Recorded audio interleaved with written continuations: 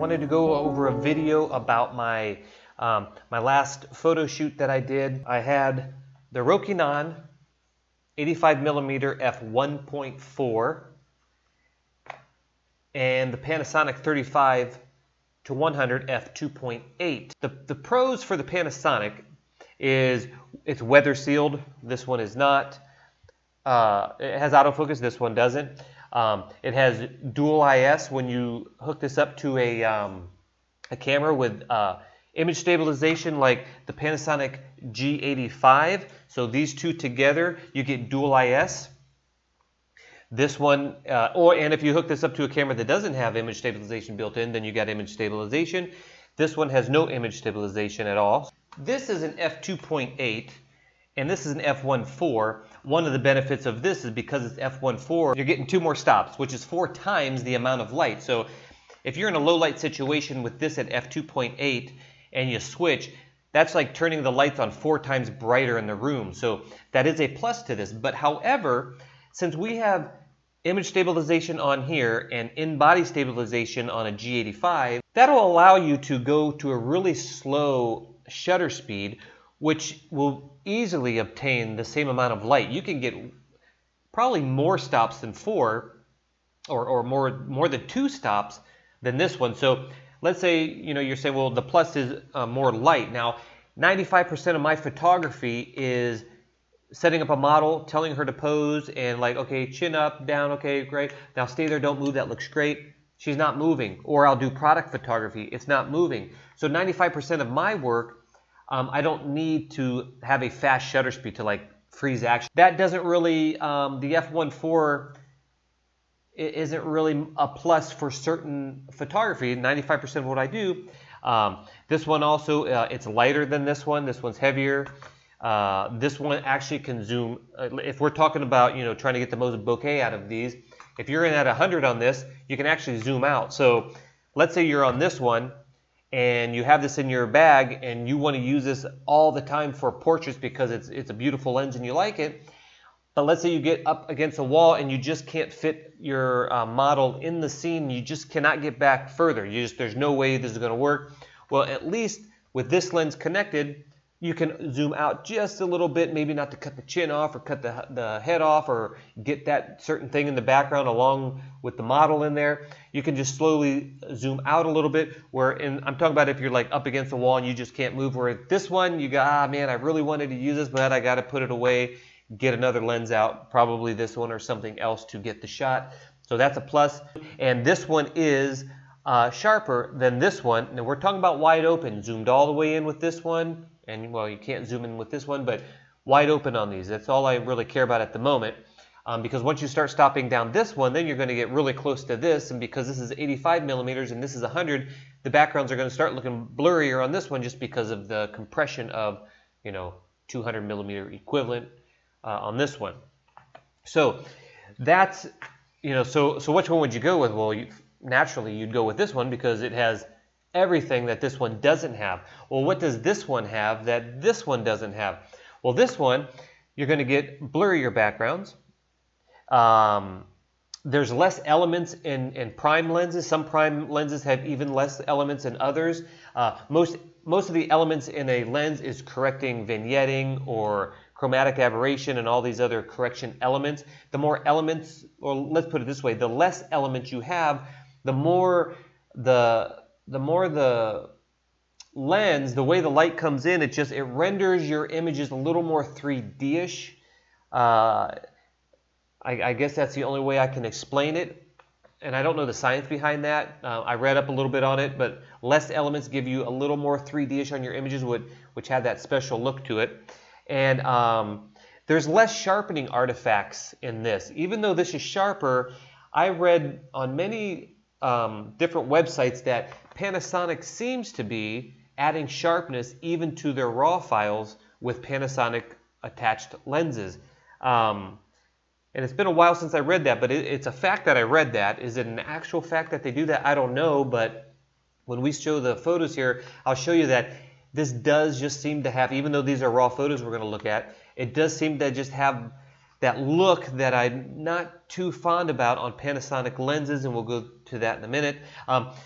So what's the cons of the Rokinon? Because there's really no cons to this except maybe sharpening artifacts, but you know, it's not too much of a con. I mean, it's only if you're comparing and stuff. The cons on this is it's got purple fringing. You know, you're going to see the purple chromatic aberration on this one. Not that much, just very little, where this one has 0. This one is going to run you maybe brand new, maybe used for maybe $700. This one brand new is $260. Which one would you get right if you had to choose one? I would get this one. This one is crazy because you could just do so much with it. Is a little juicier rendering and the blurrier backgrounds worth taking a few more seconds to manual focus, which is super easy? I'm going to make a video on how you can do that super easy, manual focus. Is it worth it? I don't know. Let's go look at the photos now of this, and just to let you guys know, the one on the left is the Rokinon 85mm. You can see that clearly by the bigger bokeh balls and the blurrier backgrounds, and over here is the Panasonic. Anytime I mention a Panasonic, we're talking wide open at f2.8 100mm.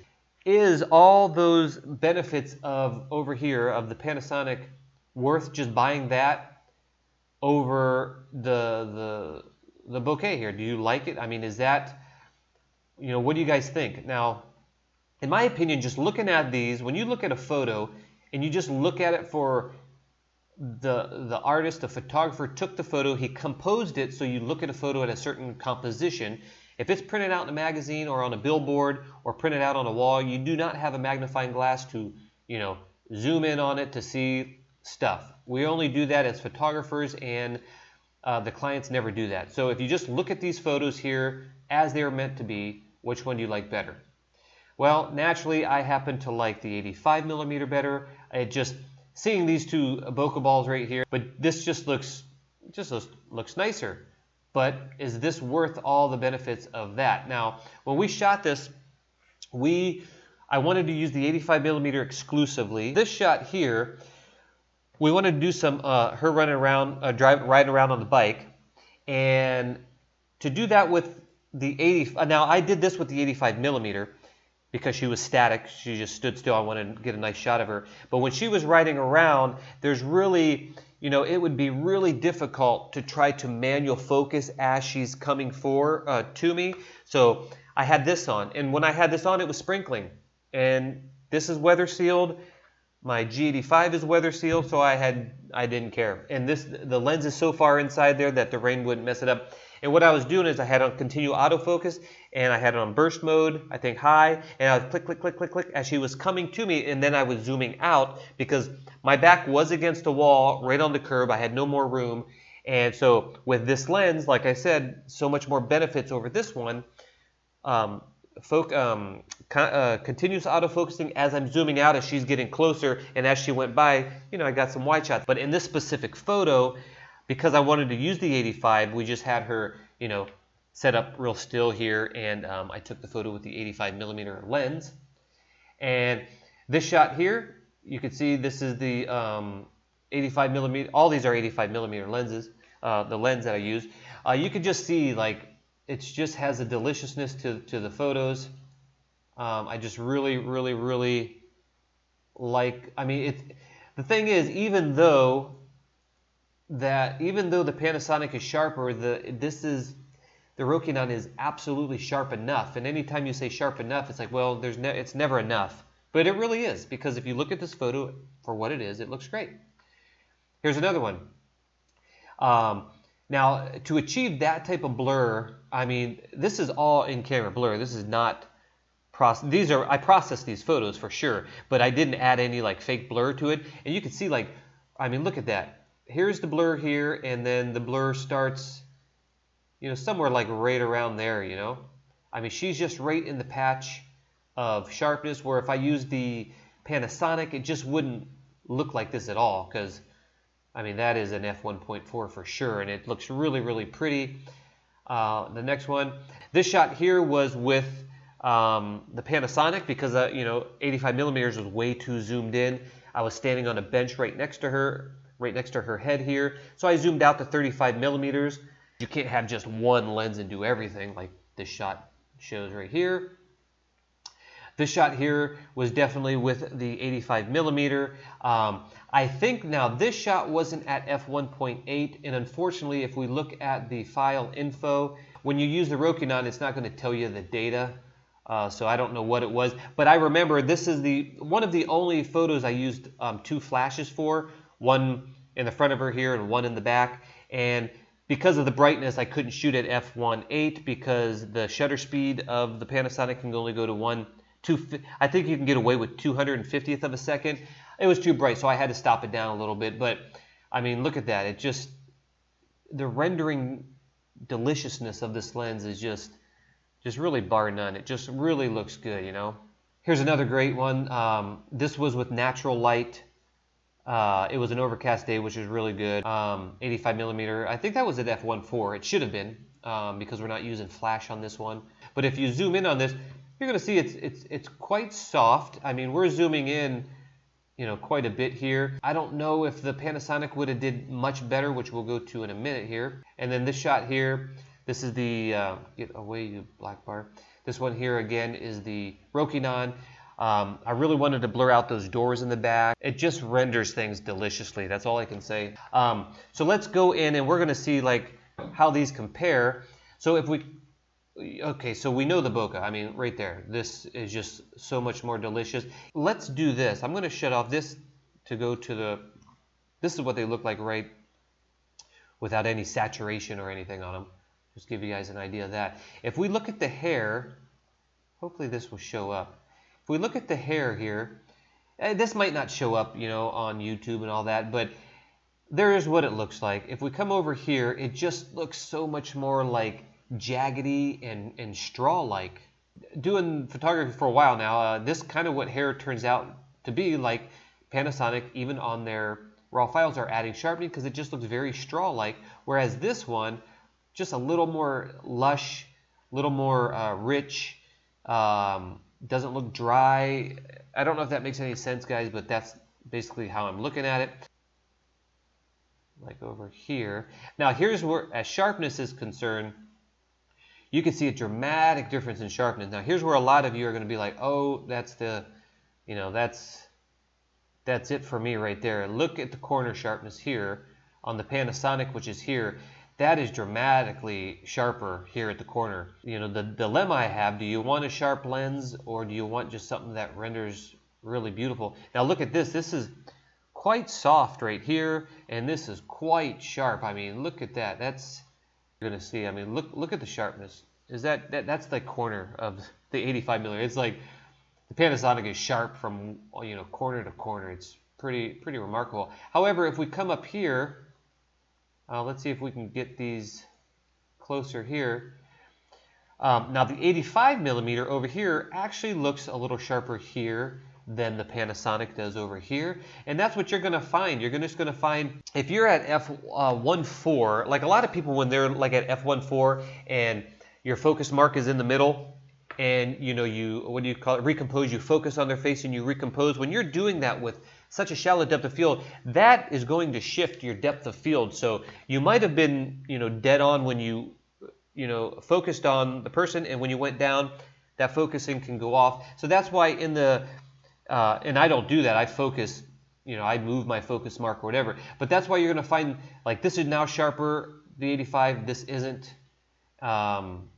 And if we go into the mouth, we can really see the Panasonic over here is sharper. You can see the lines of the, on YouTube you might not see this, but the lines on the lips you can see much more prominent than here. To me, the Rokinon actually looks sharper, kinda. You know, now we're pixel peeping, and now it's like, does it matter at this point? This earring looks sharper on the Rokinon than on the Panasonic over here. This hand is clearly just more clean, more clear. You can see her nails here better than this one. This is quite mushy. Look at the threads here opposed to right here. I mean, those look pretty sharp. You know, do you want a sharp lens, or do you just want some deliciousness to the scene? If we turn my now here's an unsharp mask, so here's a little bit of sharpening and color added. You guys can kind of get an idea. I mean, when I look at this on my monitor, if these weren't side by side and someone showed me it, I wouldn't know anything. Being that they are side by side and I look at this, the hair looks like straw over here, and it looks a little more like rich and lush over here. If you just look at it, this is just looks a little more cleaner, a little more clearer. And like I said, they might be adding sharpening, but that still wouldn't take away this. This is quite soft even with the unsharpened mask. The rendering deliciousness of this with the nice blurry background, worth it? Or just keep this on? Because all those shots you saw that I showed you, and I did so many more, I could have did all on this lens right here. I could have snapped that on my camera and never taken it off. It was sprinkling out. When I did have this one on, I had to have my wife hold an umbrella while I'm using this because I just didn't want this to get wet. With this, she was holding stuff, helping me out, and I didn't need the umbrella because it's weather resistant. I mean, you can just do everything with this lens. So think about it. It's more money, but it does so much more than this one. So leave some comments, guys. Let me know, would you just keep the Panasonic on and just shoot your whole thing with that, or switch in and out of this? Thanks for watching, guys, and I'll